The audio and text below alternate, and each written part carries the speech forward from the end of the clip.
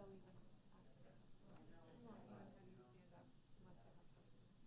works.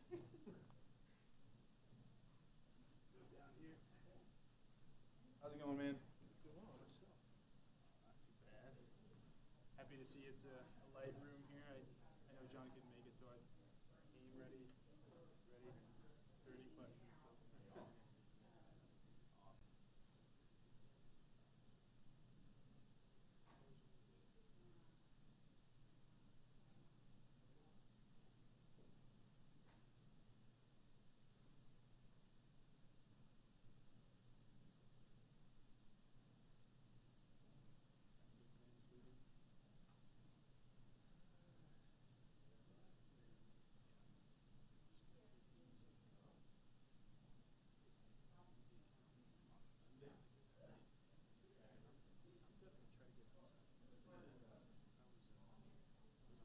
Been there a couple times in the past month or so.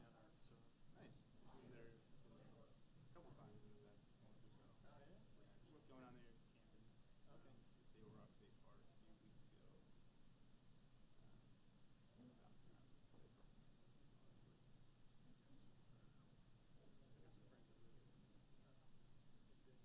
Oh, nice.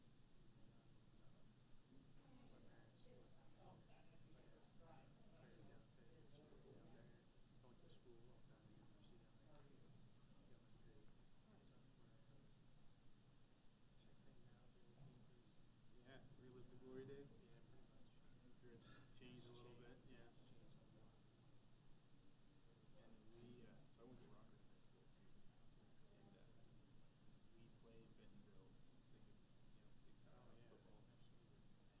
We were the first team to beat them on their home field in 14 years or something crazy like that. Yeah, it was a close game, but yeah, it's like a college football facilities down there. Oh yeah. They get the Walmart money, yeah.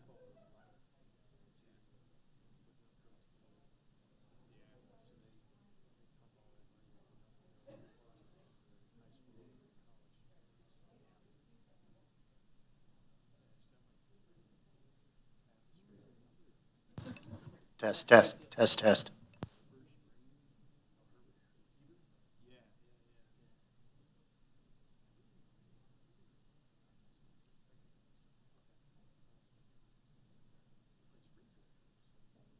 Our coach had trying to find the best team that we could play within it.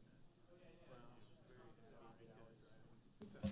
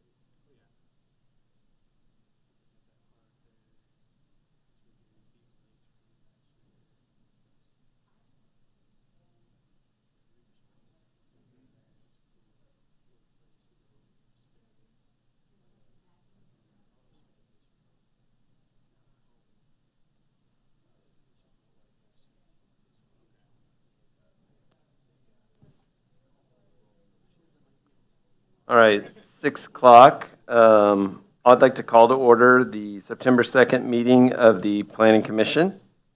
First item here on the agenda is the approval for November 4th agenda. Is there a motion to approve? So moved. Second.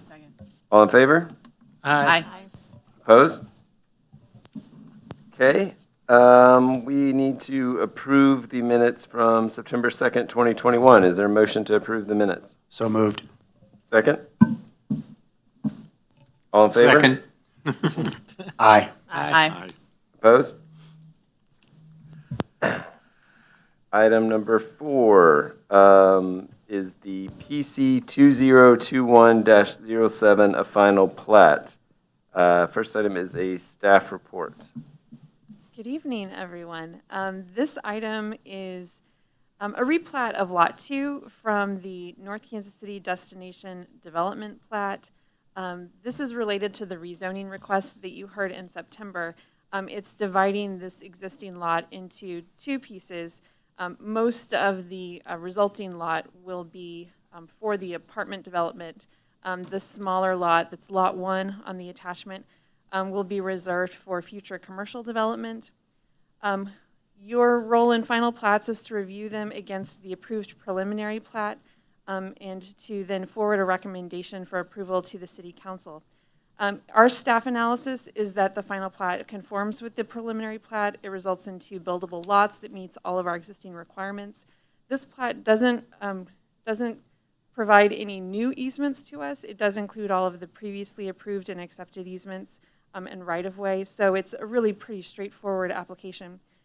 We do have the applicant here tonight, their engineer. If you have any questions for them, I'd be happy to answer any questions also, but staff recommends approval of the final plat. I would also note, it's been a while since you approved that final plat. It was approved with 3 conditions. This final plat does conform with all of those conditions. Our tract B for our pump station is to the east of this lot, but we still do have our access easement through Lot 2 to reach the pump station, which I think is probably the most, for staff at least, the most important of those 3 conditions, and this doesn't make any changes to that. So happy to answer any questions or to direct any questions you might have to the applicant. The question I have is, does that also include easement or access to the police firing range? That is not adjacent. It is not. That's over by Harris. Okay, thank you. On the other side of the railroad tracks. All right, then I will move to recommend approval of the final plat for the North Kansas City Destination Development 4th plat. Second. All in favor? Aye. Any opposed? Okay, the final plat will appear on the November 16th City Council agenda. Thank you very much. Item number 5 is an outline of Planning Commission bylaws, and I think we have a staff report on this. Sure, it's a pretty, I will say I'll start with the staff report, and you should feel free to stop me at any point if you have comments or questions. So we started on this project before the pandemic and talking about an outline for new bylaws.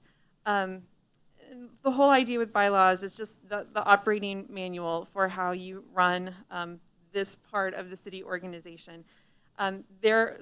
Some of the regulations for the Planning Commission are contained in the municipal code, but not all of them.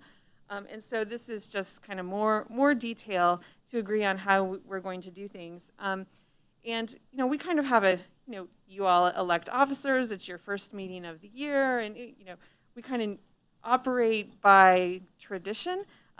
This would just kind of write everything down and outline how we're going to do things so that we're all in agreement up front.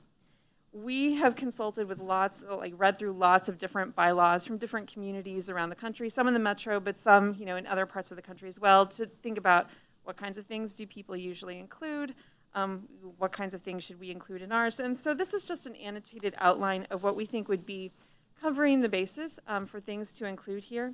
The purpose would refer to Missouri statutes and our own ordinances that kind of give us the starting point, and then talk about terms of members, and again, this is, how members are appointed is laid out in the municipal code, establishing that, you're not compensated. Some planning, and see attendance, some planning commissions establish an attendance requirement in their bylaws and determine that after a certain number of absences, a member's declared to have involuntarily resigned. I don't know if you want to discuss including something like that or not, but we wanted to throw that out there, something for you to think about. Then the section on duties of the commission, again, a lot of this would come from the municipal code or from state statutes. Like the state statute says that planning commissions are the ones who formally adopt, master plans or comprehensive plans for a community. But we would also lay out the things you do, like holding public hearings, advising in the preparation of plans. The section on officers and staff then talks about how you elect officers, kind of formalize that you elect your officers in the first meeting of the calendar year, how nominations are made. I think it's Overland Park that has like a nominating committee, and they come up with a slate, and we've always just accepted nominations from the floor. And then talk about the duties of staff. Section 5 on meetings, establishing, when you meet and how special meetings are called. Section 6 on the conduct of meetings. Like, one question we have is, who should preside in the absence of the chair and secretary? We have had a few meetings where both the chair and the secretary have been absent. So would you like the most senior member to be then the person who presides? Would you like to select someone, on an ad hoc basis? That would be a good question to answer in these bylaws. And then, general order of business, how we manage the agenda, just establishing, where we put staff reports and when they're sent out. Public hearings, if someone wants to submit written comments, is there a deadline for when they need to submit those in advance of a meeting? How are we distributing those? Those would be some issues to address here. The actions that you can take and their outcomes, procedures for tabling items. There are some bylaws that have very lengthy guidelines for when an applicant is absent. Do you take action or do you table an item? And then notice, Robert's Rules of Order. We have kind of generally used a simplified version of that in doing our business. But if you wanted to change that or establish something different. And then section 7 is about conduct of members, specifically ex parte communication and then conflict of interest. So this is just an outline. We wanted to ask a couple of questions of you tonight. One, is there anything that you see that's missing that you think should be added to this outline? And then are there any of these topics that you would like to discuss or give us feedback on what should be included under that topic? So we flagged a few issues that we would like some direction from you on, but is there anything else that you would like to discuss or comment on? Our goal would be to then start putting, fleshing this out so that we could bring drafts back to you for your review and further direction. I'll stop there. Mr. Chair, I have two things I wanted to ask. First of all, what is the term of a commissioner? Is there a specific term? It's 4 years from the time that they're appointed. Okay. And I know this has come up, I don't know if it's under the Planning Commission or not, but do we have a max number of terms someone can hold? I know that has been a discussion at other commissions we have, or boards we have. I don't believe that there is a maximum in the municipal code. The only board I'm aware of that actually has term limits is the library board. Okay, You can't serve more than 3 3-year terms in a row. okay. If I recall, I don't remember anything else having that. And that's state statute, that's not a municipal code. Something to consider. And we might also consider, changing the term limit, the term, 2 years, 3 years, 4 years, whatever, but it doesn't have to be set in stone, right? Right now, we're kind of rewriting things, so. Well, the length of the term is actually set in the municipal code. So I don't think you could change that unless you wanted to petition the city council to amend the municipal code. Okay. The question I have is, again, we can indeed limit the number, the total length of service. That would be a Tom Barzee question. I don't know that you could put a term limit on appointees since how people are appointed is spelled out in the municipal code. But how about in terms of the number of terms? Could we do that in terms of the bylaws? I would have to ask Tom. Okay. Because that's spelled out in the municipal code a little bit. I don't Yeah. know how, That'd be good to know. Yeah, I've often felt that we need to get more people serving on these boards, and term limits is one way to do that. Well, and is there a limit to how many people can be on the planning commission? Is that a set number? yes, that's set in the municipal code.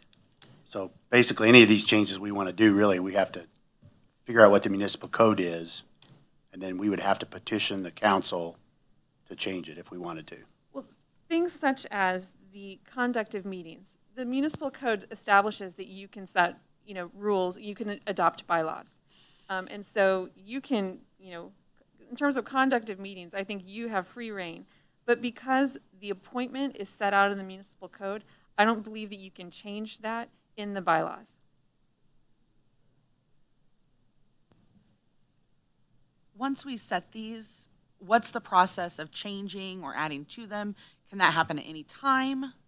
That would be the last item, which would, gives you the opportunity to say, some planning commissions review their bylaws on a set basis, or, we're going to amend them, but it takes so many members to approve an amendment. Oh, do you happen to know off the top of your head which section of the state law this falls under, planning commission? I don't, but I think everything to do with local government and Yeah, planning is in that seems- chapter 89. Okay. There we go. Okay, thank you.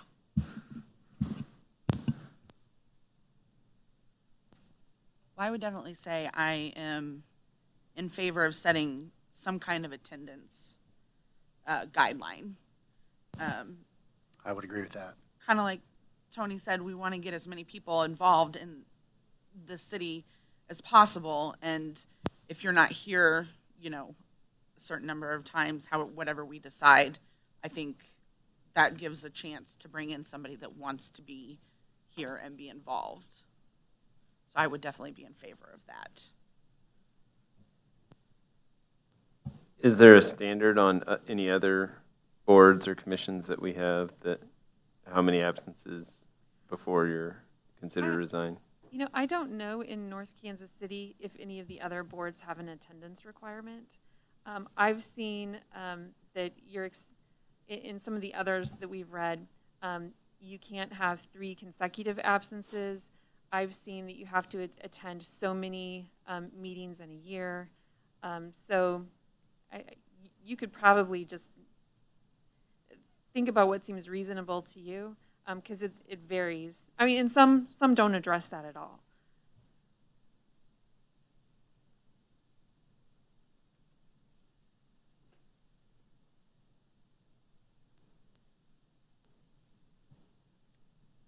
Is there anything else anyone wants to provide input on? I would say on who, I'm sorry, Brian, go ahead. thank you. On who chairs, I mean, the ad hoc seems fine. If the top 2 people aren't there, whoever's remaining can, amongst themselves, decide who should chair that night and vote on that. I think that's fine.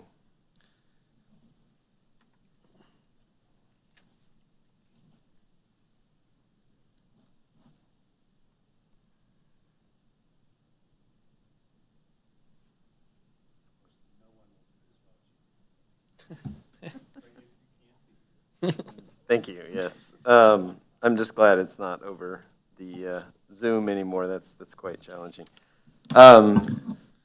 Any other, and then Sarah, if anyone did have input on this later, I guess they could just reach out with feedback or Yes, ideas. we would be happy if you wanted to email us with your thoughts or things to include. If you want some additional time to think about this. I would say one of the other questions that we would specifically have is with respect to people providing written comments on public hearing, or any agenda item, but particularly on public hearings. We sometimes get people who say to us, oh, I can't attend at that time. How can I provide written comments? And it would be helpful for us to establish a deadline in advance of the meeting so that we're not, we get something at 5:45 when we're already here.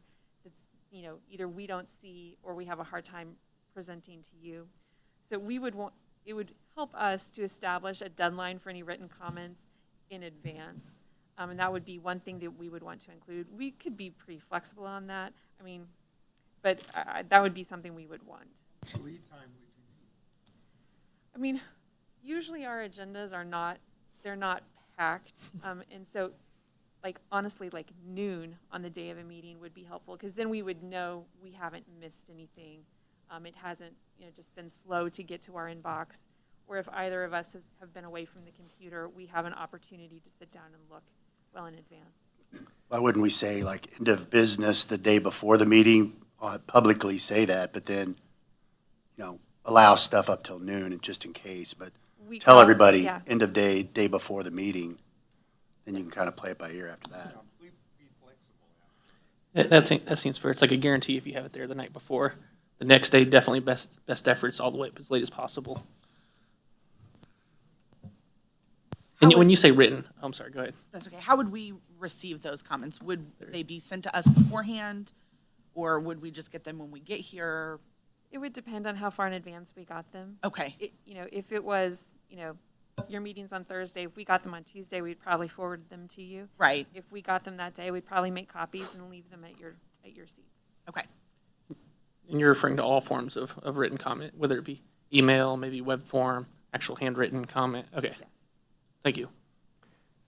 Slightly similar. I don't know if it would have to be a requirement, but maybe just more of a note. I know sometimes we'll have a presentation from the developer or something like that. Is it possible for if they have a PowerPoint or something, to see those in advance so we could have questions ready? I know sometimes it's difficult for me to think in the moment, are there any questions? And there's lots of information in the stuff you send, but sometimes there's additional stuff. I just wonder, in a similar idea, is if someone's going to present, if they have something that at least the Planning Commission could look at a couple days ahead of time, just to have a better question ready for them. We could absolutely do that.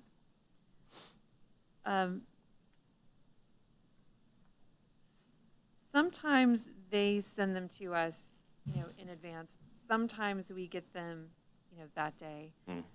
It varies. And some like tonight, they didn't prepare a Sure. presentation. So we could establish in here that if you're making a presentation, PowerPoint or anything, that it has to be provided to staff,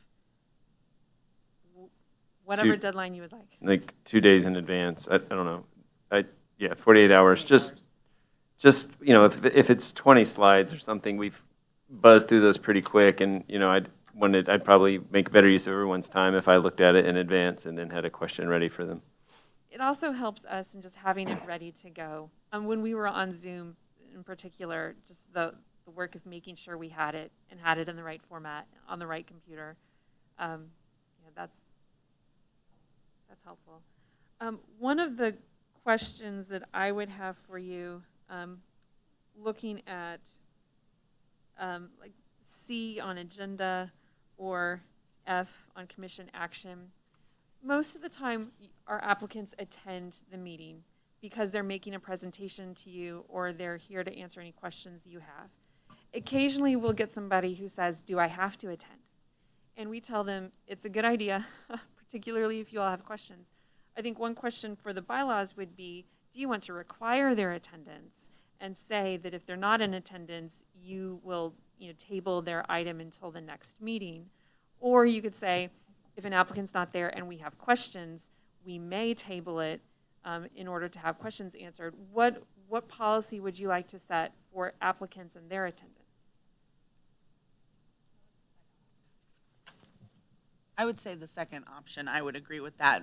There are some instances where I think we would feel comfortable moving forward without them here, but having the option to say, if you don't come, that is a possibility. I would think that's a good option. I mean, I think the risk is definitely on the applicant for not showing up. I mean, that's if that's the chance they want to take, then the item may not work out, the way they want it to. But to compel attendance, I'm not sure if that's the way to go.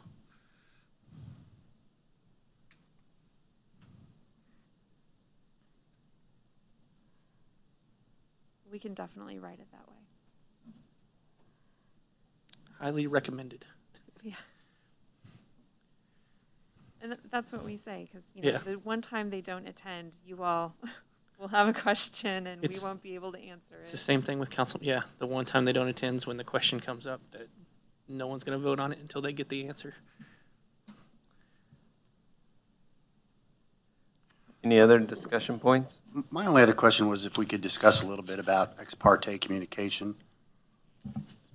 I mean, the sentence sounds pretty straightforward, but if a resident asks a question about something we're considering, we're not allowed to discuss it with them? Is that what I'm reading here? So discussion with a resident is not necessarily ex parte communication. And definitely in this section, we would want to provide a more detailed definition. Like discussion with staff is not ex parte communication. This really focuses on people who are a party to the proceeding.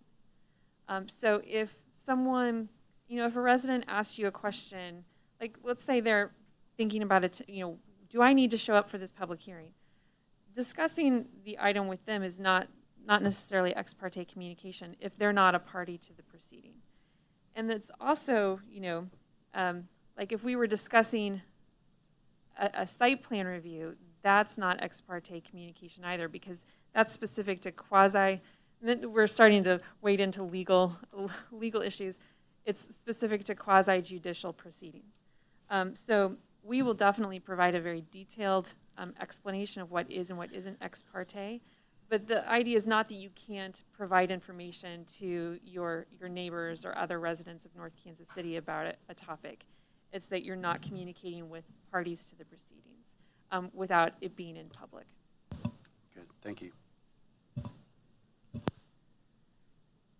Any other questions or discussion on the bylaws before? And Sarah, when are you targeting to have a draft together? Is there a timeline?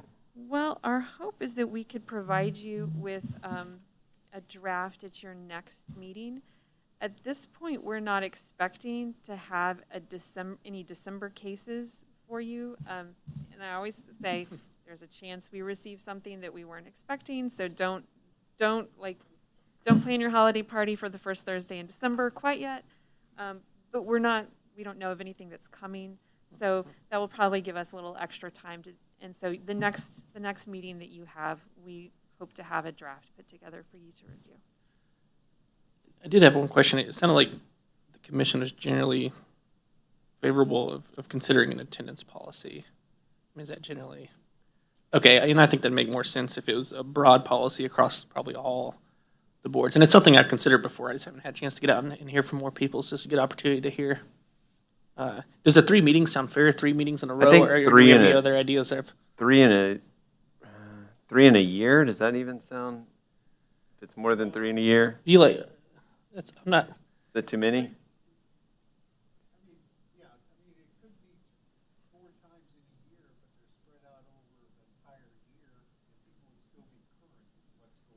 Mm. But if you miss 3 in a row, which is a quarter of the year, you lose touch. Mm. May not be as very effective. I think it's tricky, like with this group, because we only meet in a slower year, maybe 4 times, 5 times. So if you've missed 3 anywhere in the year, you've missed most of the meetings. Can we base it on a percentage? So if there's less meetings in a year and you've missed 3 of the 4 versus there's 1 every month or 10 months out of the year and you've only missed 2, that's a different scenario. I can pull a bunch of samples and see if there's any And- good ones in other municipalities that I'm guessing you probably already And ran we're across. happy to provide you with like a few options to Yeah. think about in this section. And- If you're not feeling like, oh, we're gonna land on a consensus immediately, so we'll give you some. Yeah, because like I said, I may go broad on that where I can. I'm not sure all boards or commissions you can do that, but where possible, yeah, I think it would make sense.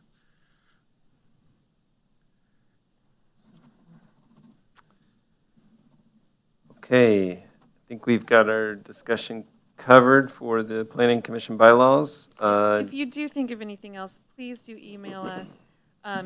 We were trying to make sure we were covering most of the topics, but if you read a lot of bylaws from different planning commissions, they're all different. They're all organized differently. They have different content.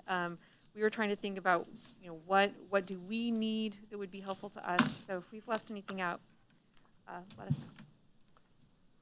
I do have a general question, and I don't know that it has anything to do particularly with the bylaws, but on our agenda, is there a reason that our comments from the public comes after, like towards the end and not, That's because that's how we've always done it. okay, And so if you all wanted to change the standard agenda, okay. hey, let's talk about that.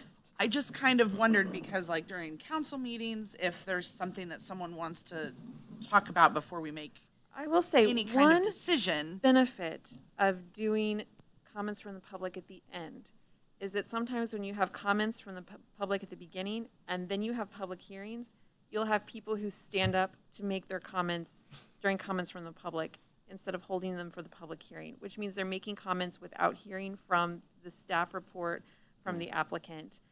So sometimes that you have to manage that a little bit better so that you get people commenting during the public hearing. Maybe that's not a concern, but yeah, that would definitely be something that, why we would like to do this project is to, do you all want to change our typical agenda? Because this is the agenda, this agenda format is the agenda format that I inherited in 2013, and we've never changed it. Good segue. Next topic I was just going to is, throw in, the meeting we had the other night was a pretty good test run. I mean, we had public comments, but then you had specific comments about the Chapter 100 stuff, and it seemed fairly evident to everybody that's what it was going on. So I think we could do both. We could have public comments at the beginning and just tell them right up front, if your comments are not about the public hearing thing, then go ahead, but if you're here to comment about the public hearing, wait until that time. I think people will get that. And sometimes people don't necessarily have the time to wait for the item either and want to go ahead and speak out and then get out of here. So I think sometimes it helps to at least That's allow them to fair still enough. have a comment. Yeah. We can do that. We'll start doing that with the next agenda if that's what you would like. let's try it, yeah. Okay, so that takes us to comments from the public. Are there any comments from the public tonight? William, Okay, next time. you're not going to make the minutes, kid. Comments from Shoot a shot to get in the staff. I don't think we have any comments for tonight. Not sure that we will have cases for action in December, but we will let you know. And that's all for us. Just to throw this out here, I would be all for scheduling the meeting in December and even if this is the only thing we had to discuss, if it gives you enough time. I mean, we could take the meeting and work on the bylaws. Okay, I mean, we'd be just happy to do that. something to think about, if it gives you enough time to get it ready. And I will say, if we could get we have had years in the past where we did not have a quorum for the first week of December because people had holiday parties. I think sometimes the business council, we have conflicts with their event. Do you think that you would attend, will we have attendance? Or does anybody know they have a conflict? I do not. Okay, Have the then we will plan to have a meeting to discuss this. And I'm glad to know that Planning Commission outweighs any holiday parties. To be determined, it's still early though. Any comments from commissioners? Just to tip, put the planning commission first Thursday of every month on your calendar, I don't and you know. know. Is there a motion to adjourn? Do it. Fire away. Fire away. Oh, moved it. I move to adjourn. Second. All in favor? Aye. Opposed? Okay, thank you.